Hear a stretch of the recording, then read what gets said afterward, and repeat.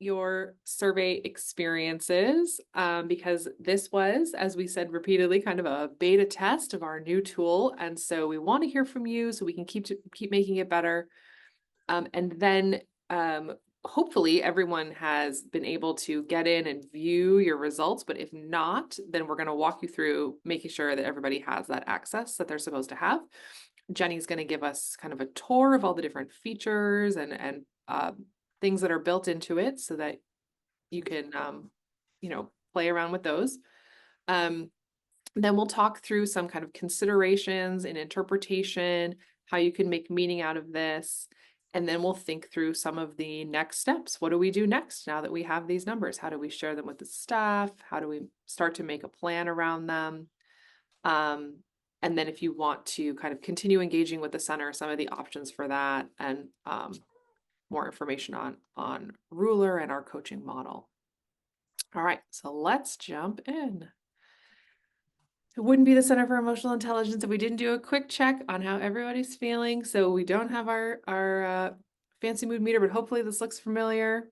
Maybe in the chat, if you're not in transit, you could just throw your color of your quadrant and your feeling word. I will admit that for the moment, I am in a little bit the red. I'm actually I'm in Georgia. I did a Ruler presentation this morning, and I'm now in the business center of the hotel that I checked out of at noon. um, uh, a little jet lagged and a little stressed out, but excited to be here. And so I'm going to use all my strategies. I've got my coffee, I've got my comfy chair, I've got my comfy vest so I can be focused and present for you all. So we want to take a minute and, like I said, start with kind of what was your survey experience? So we have a couple of questions. We have a question. I mean, we want to hear about your whole experience, but as you think about the process of distributing the survey and asking everyone to take the time to complete the measure, any questions or concerns that you heard back, how it kind of compares to other measures that you've used, how it compares in terms of participation. All right, I think we want to make sure we have some time to look at these reports and think through some findings. So I am going to pass it to Jenny to, it sounds like some people have accessed, but I'm going to pass it over to Jenny to walk us through. Great. Thank you, everyone. Yeah, this is really helpful feedback. Some of these things we know are things that are barriers. Some of them are new, really wonderful insights. So I appreciate all the feedback. Okay, so is there anyone who needs help accessing this or did not get this email? I will give the caveat that the email to access the report went to all of the principals who were the contact person. So district people were not given access unless you're gonna have to, we can give you a district access, but you're gonna have to give us your contact info so we can put you in the system. I did give access to people who didn't have access but signed up for this debrief session. So I'm looking, Lisa, at your whole room there. My guess is that some people in your room don't have access simply because I gave access to the principals. Okay, so let me get to where I need to go so that I can share my screen. So just so that everybody knows, I'm going to be sharing a demo report. So this is not any school's report, but you should be able to follow along and it should look just the same, just with the different numbers and data. Okay, so when you log in based on that email, it's going to take you to a page like this, okay? And if you're a district person and you have district access, if you go on the left side, we'll start on the left side, left, go down and to the right, you should have access to district, but also the different schools in your district if you're a district provider. If you need access like this, we can touch base and we can get you that access. And this allows you to do some different filtering when you're going to look at the report and you can compare schools or look at just one school. This tab, now we're going to go to the tabs here. So we have the About tab. This gives some information about the actual assessment that was built, the different constructs. This was put together with our researchers, and these are all linked out. So if you want to look at any of this literature, you can click these links and it'll take you there. So that can be really useful background if you need to reference things. Participation summary. This is going to give you a sense of who participated in your survey. So many of you have mentioned this percentage piece, right? So up here is the expected amount, and that's based on that number that you guys gave us, right? So, the databases online are not accurate, and that's why we always ask, especially if you're going to be giving it to faculty and staff. Sometimes that's not included in those national databases. So we really like to get that from you guys. And then this is the number of responses that you actually got. That's how we're calculating this percentage. And then down here, if you're looking at a district report, you'll see all the schools and you're going to see the number of participations per school. You can also toggle, so if you would like to just see the numbers, and the percents will be in parentheses or the reverse. Again, I'm going to point out the print option, right? So if you wanted to print out this page, you can click this button here.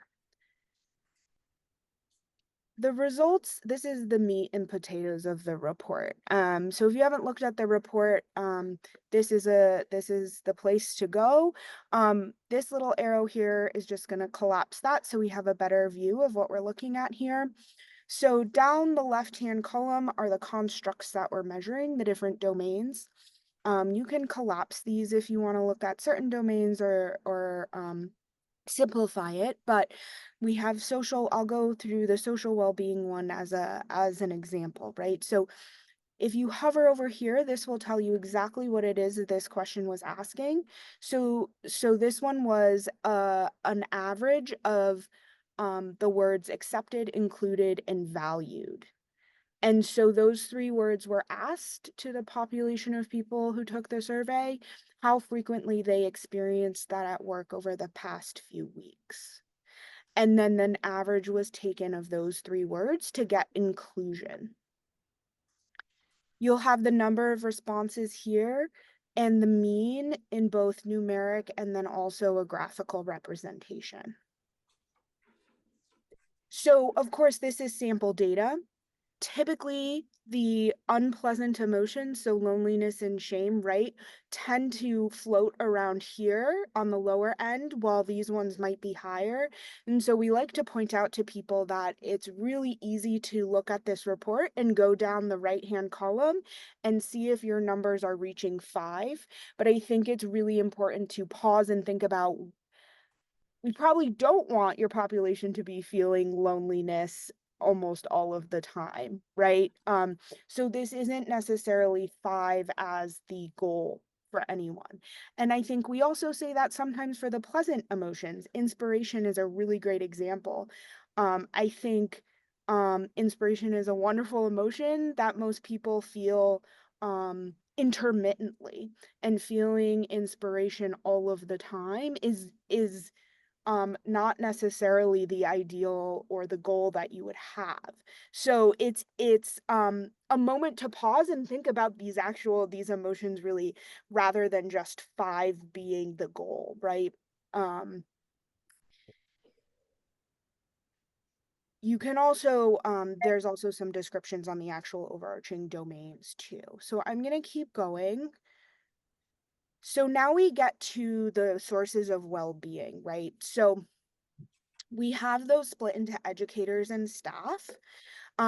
Many of the questions are similar, but the wording is a little bit different so that it's more applicable. There are some domains that are missing. So for example, this domain, student emotion, social, emotional, academic behavior, does not show up for staff, right? So that's a student facing adults domain, right? And some other ones don't show up either, just based on the applicability. And these are a 1 to 6 scale. And then the two to point out to you are the ones with the asterisks here. Again, the little I icon will indicate what this means, but this domain is negatively worded. So lower numbers are actually more favorable. So I'll get into that in a minute and show you an example, but that's something to keep an eye out for, especially when you're looking at real life data and not data that's all hovering around the average, right? Because it's auto-generated. Staff, it will indicate and it'll look very similar here. So when I scroll up to the top, again, we have a print option here. And then this toggle is going to give you actually the breakdowns for every single item that your staff saw. So when I toggle here, you're going to see those 3 words that are averaged to create inclusion, right? So these are the breakdowns for those actual items that were asked. And I think this is really useful in the sources of well-being too. So if we go down here, right? So this is the individual item. And then this is the average for that actual item, which is going to make up this domain. And so when we go down to those negatively worded ones, you should see exactly what it is I was referring to in terms of the way the questions are worded. So I do not have enough time in the day to complete all my teaching responsibilities. So again, if you strongly agree to that, it will be high. But if you disagree with that statement, it will be lower. And that's why we indicate with an asterisk that the lower response is more favorable. So this tab called Patterns and Insights is this is what we're really excited about because I think it's going to have a lot of potential in the future. Right now, if you were at the leadership training over the summer, you remember Jessica speaking about this correlation matrix, and it was a grid with little circles on it that she showed, and you had a whole discussion about it. And so we have reproduced this. Right now in this sample demo, because it's random data, nothing correlates, which means that our random data is truly random. But if you go to this tab for your school or district, you will actually see these boxes in different colors. And this still works. I will show you exactly what it means. So across the top is the affective experiences scale. So those are all those emotion words that were asked. And those travel across the top. Down the side are the sources of well-being. And what this grid is going to show you is which of these affective experiences tend to change, rise, or fall with the sources of well-being. And so, for example, teacher-student relationships, right? So as teacher-student relationships increase, get stronger, does gratitude also increase, right? And so if that were true and met this threshold, it would be a blue. Oh goodness, God, program's opening on my computer. Okay. And then if there was a negative relationship, so for example, as student social, emotional, and academic behavior decreased and anger increases, right? That would be right here. That if it met this threshold of a negative correlation, that would be green, right? And so this hover option, it'll tell you the actual correlation. So if you're interested in math and you know that, it'll tell you that number is 0.04, right? But you can kind of look at this and use it as a place to start. So correlation does not equal causation, right? However, if you want to increase gratitude in your community, say, as an example, you could go down this column and see which sources of well-being are correlated with gratitude. And that's where you could choose to focus. And you can use that to kind of hone in. And what we often see is things that are expected to be correlated might not be. So for example, resources, salary, right? We might think that that is correlated with contentment, hope, but it might not be. And so therefore maybe salary isn't as important in the actual effective experience of and well-being of your educators as you might have thought.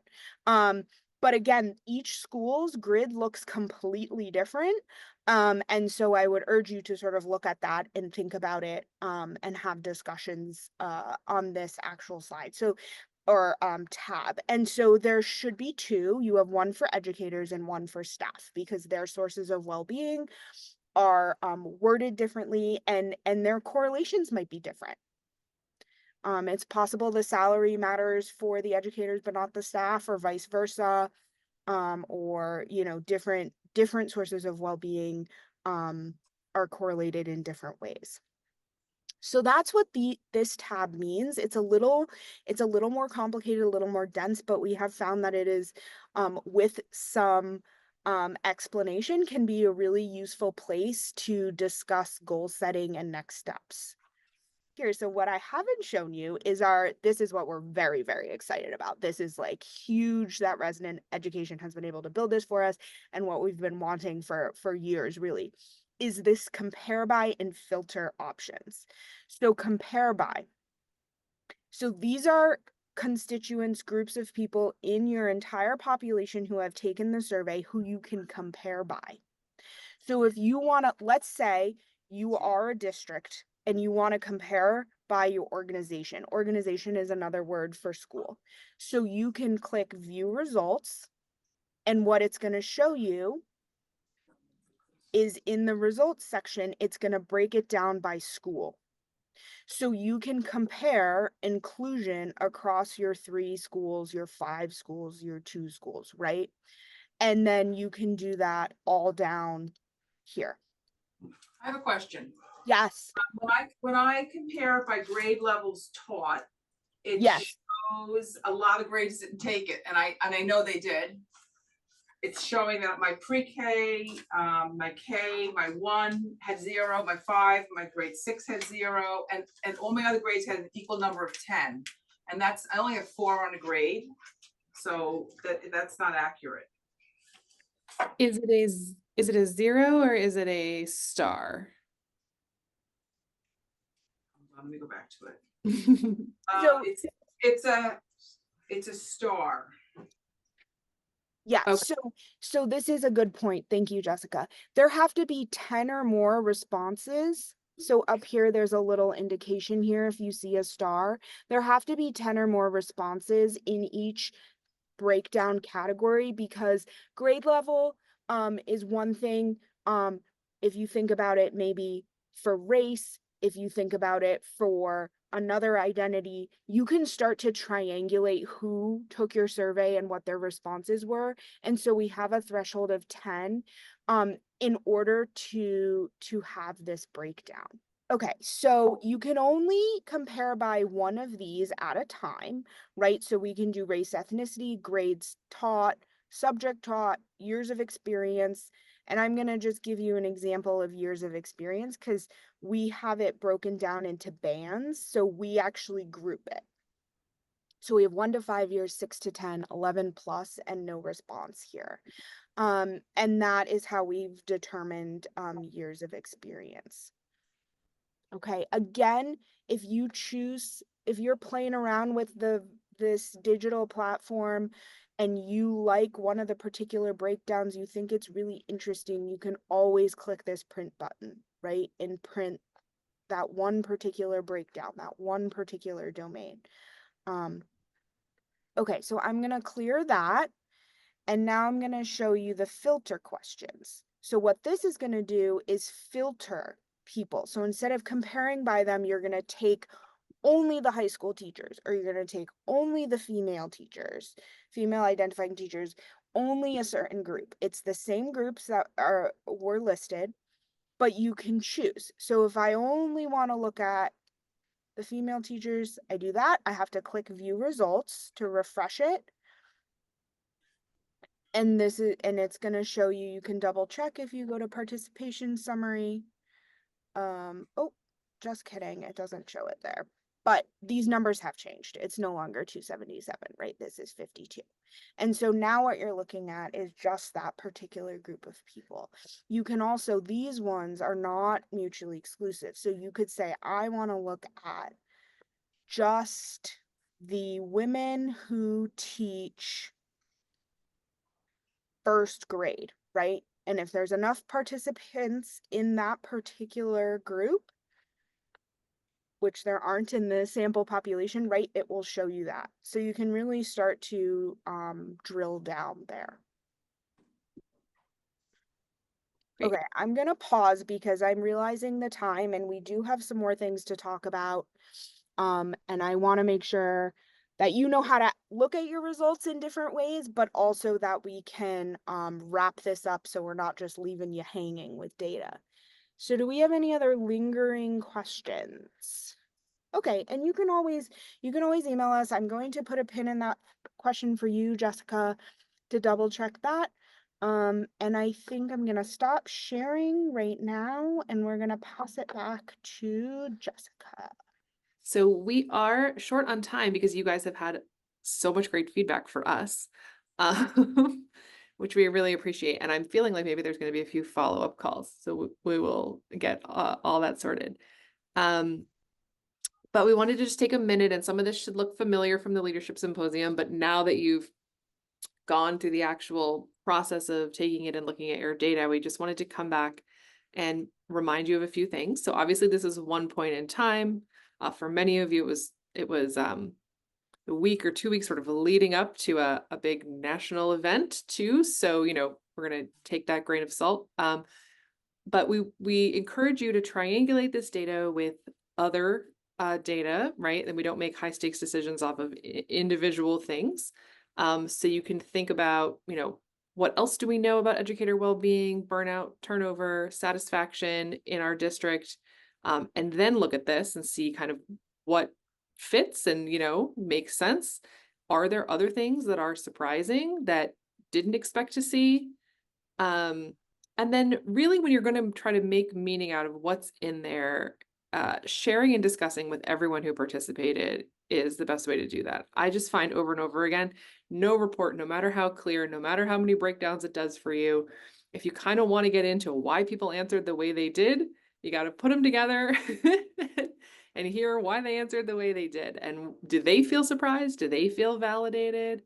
And so we really highly encourage that to be one of your next steps. And then hopefully you can identify if there's some new information in this report that, you haven't gotten from other sources. So, anytime you're starting to look at data, and I think you all know this, but we just want to make sure we say out loud that you always want to start with the who. So I know you had been looking at that percentage who completed it. It may not have been accurate if you kind of gave us an overestimation of people, but thinking about who did engage, who was given the chance to engage. If some of the demographics don't look representative, then, whose voice is it that's missing? And then as Jenny showed us, we can use those filter by and compare by options to kind of elevate the experiences of smaller groups and constituencies within the school and think about whether there are disparities in experience.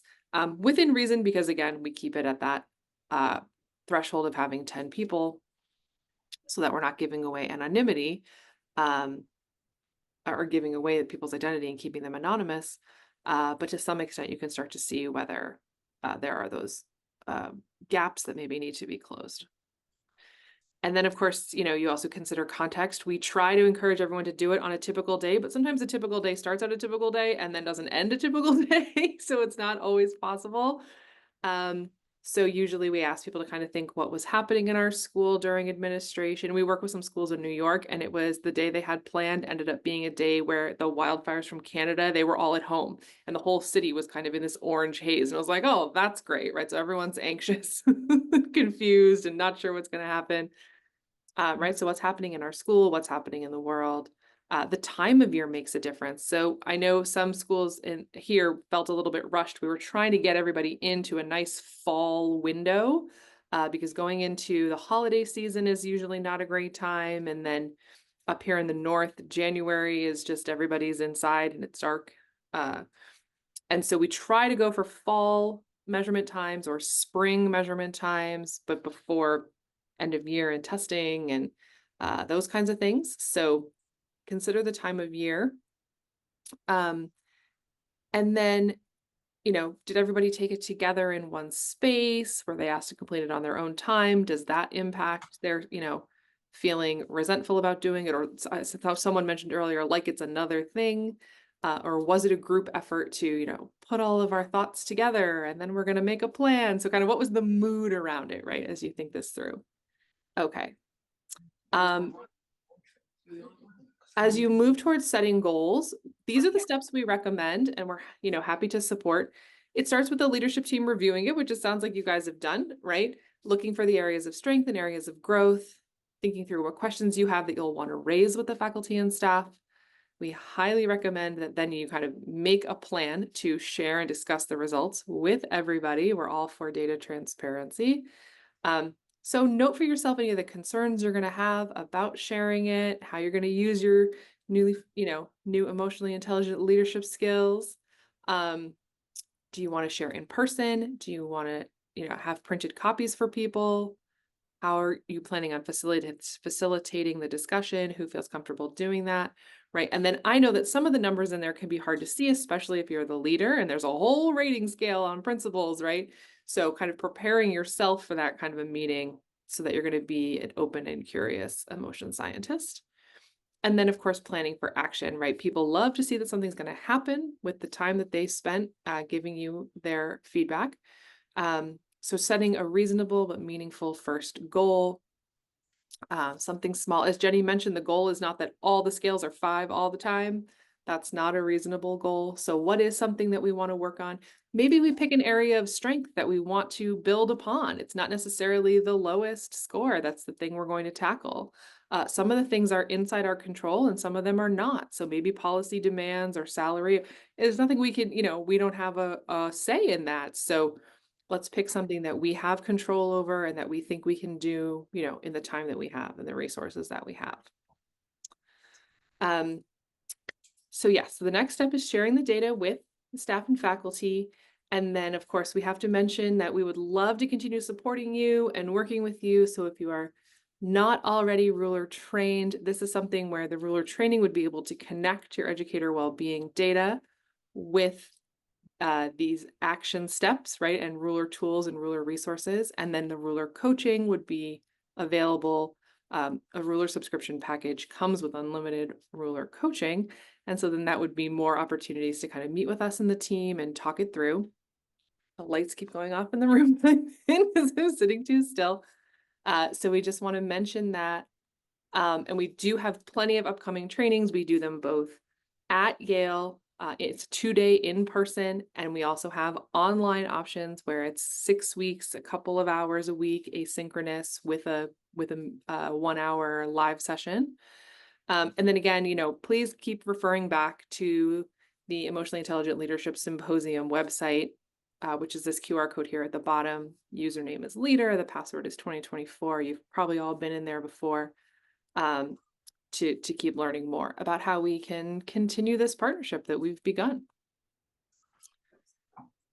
And so we'll just say thank you so much for being brave first testers of our tool.